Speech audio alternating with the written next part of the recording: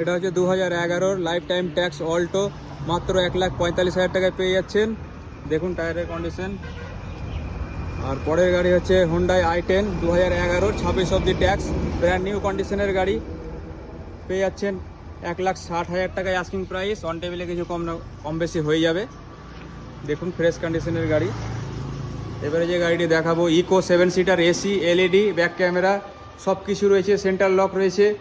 11 গাড়ি, 26 ট্যাক্স, গাড়িটি পেয়ে যাচ্ছেন মাত্র 2,35,000 টাকা আস্কিং প্রাইস। আসবেন অন টেবিলে কিছু কম হয়ে যাবে।